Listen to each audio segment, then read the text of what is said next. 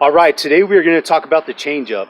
I know there's a lot of young pitchers out there that want to throw this pitch, but don't really know how. So let's talk about it.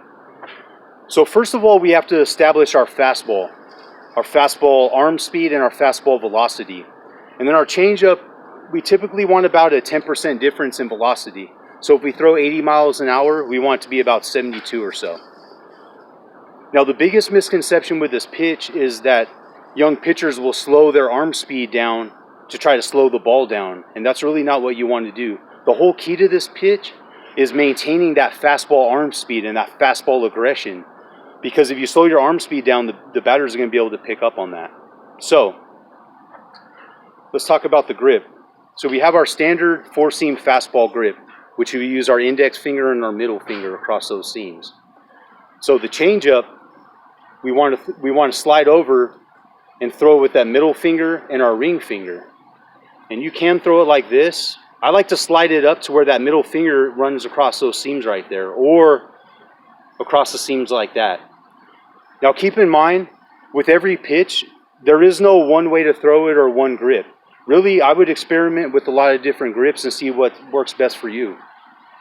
Because there's a star changeup, a Vulcan changeup, which is more like a split finger. I really like teaching the traditional circle changeup because I think it's really consistent and you get great movement. So this is our grip. And again, we want to have that fastball arm speed. Really, with all our pitches, we want to be on top, out in front. So I could be on top of it, but back here, and I could be out in front and underneath it, but I want to have both of those things. Then as I release it, fastball, fastball, fastball, until I get here, and then right upon release, I'm going to pronate it and turn inside. Now we want to have a nice loose grip on that. I should be able to pull it out just like that. Now getting on top of it is going to drive it down.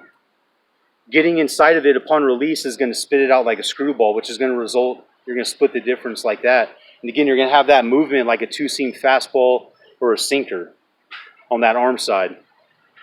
Now speaking of that, you know, most pitchers are right-hand pitchers. Most batters are right-hand batters.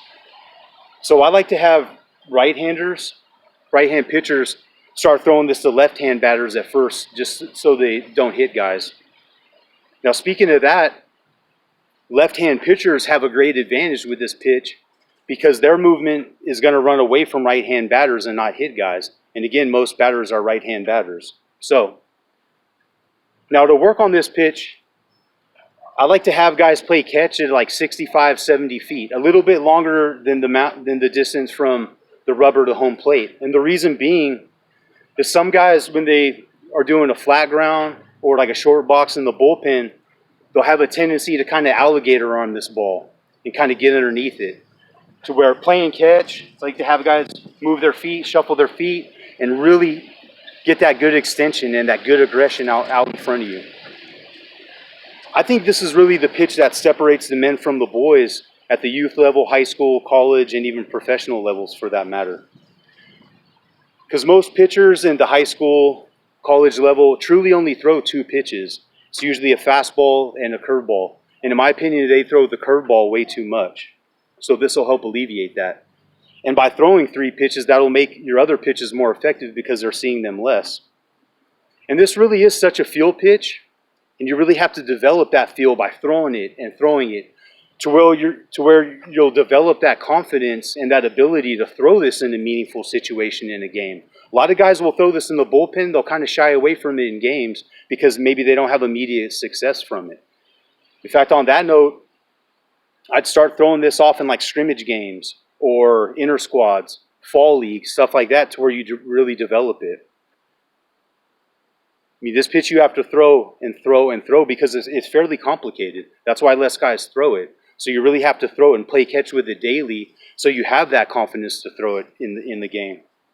Now, this pitch is great. Obviously, you don't want to fall behind in the count, but this pitch is great to bail you out of those hitters counts, the 1-0, the 2-0, the 2-1, 3-1, etc.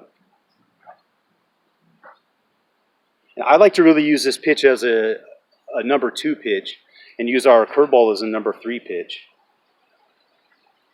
Now, one thing as well, when you're in the stretch, I like to have guys start with that pitch, and that's the same thing that's true even with if you throw like a split finger or something.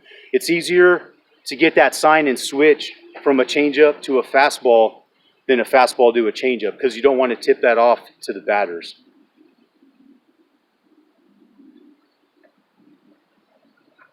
So again, on top, out in front. I tell myself that when I'm throwing it, on top, out in front.